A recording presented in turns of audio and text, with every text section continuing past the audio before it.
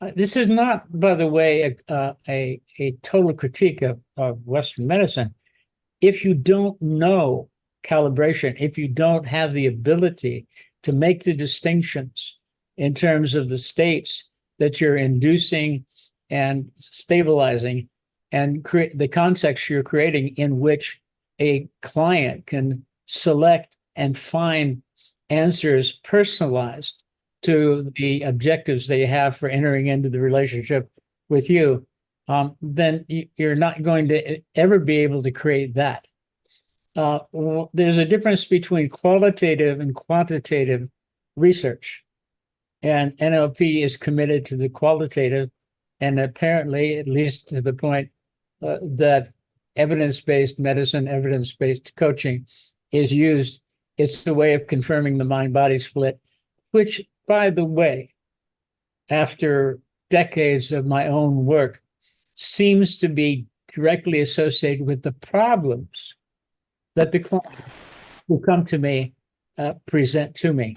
And John, if I could say that, for my definition of psychosomatic therapy is really the study of the body, mind, heart, soul, and everything together.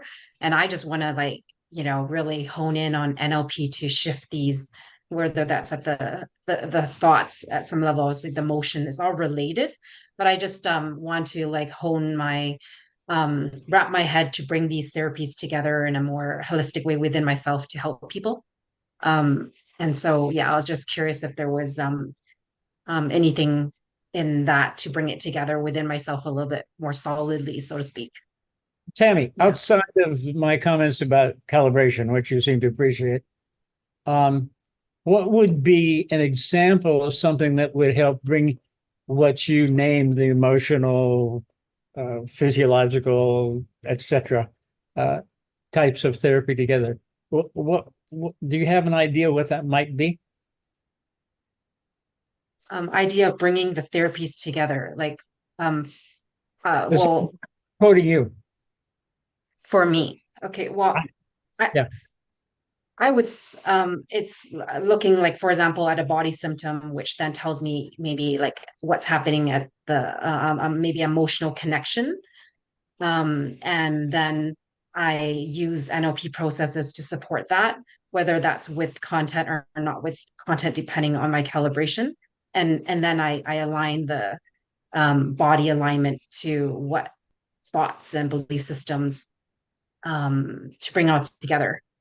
Something is that's kind of like how I'm sort of seeing it together.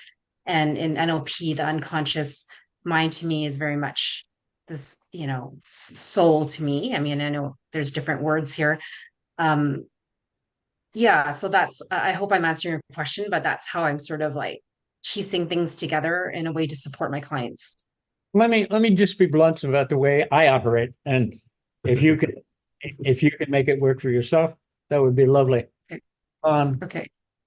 to to me, especially with the emergent new code patterns, which plays more from the beginning, NLP was driven by unconscious interactions, that is between the coach, or in those days, the psychotherapist, and the client. So from the beginning, it was clear to Bandler and I that as we worked with the client, we were actually being guided by the unconscious signals which the client was offering us to the interventions and provocations which we offered. And it was very clear to us from the very beginning, although I'm not sure we could have articulated it in a precise, explicit way that I am now.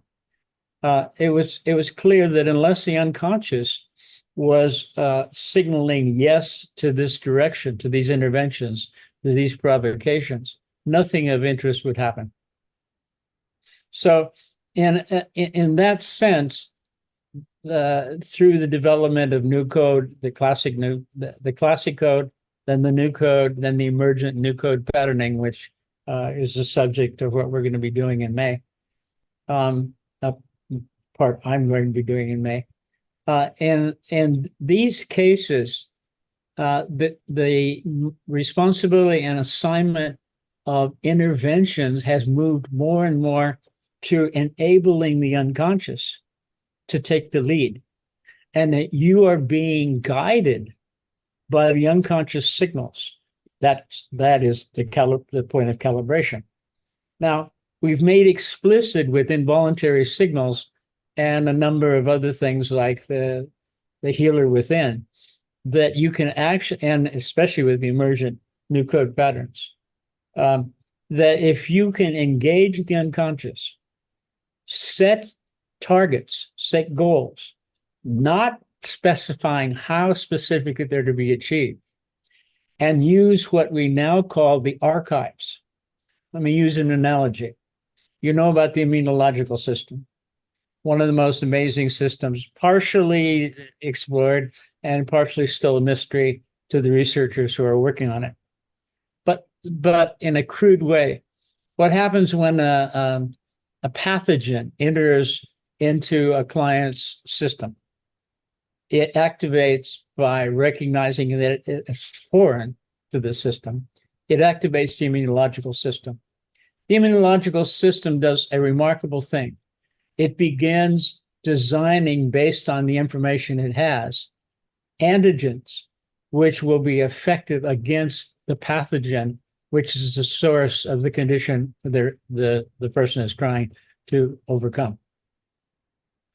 What is the most remarkable part of it is when the immunological system succeeds in designing and testing by trial and error, notice, by testing the antigen that's effective against this pathogen, it then stores a prototype of that particular antigen so that if that pathogen ever enters this system again, or another pathogen similar in structure to the one that's already developed an antigen and defeated the pathogen with, it can immediately, and hang on a second.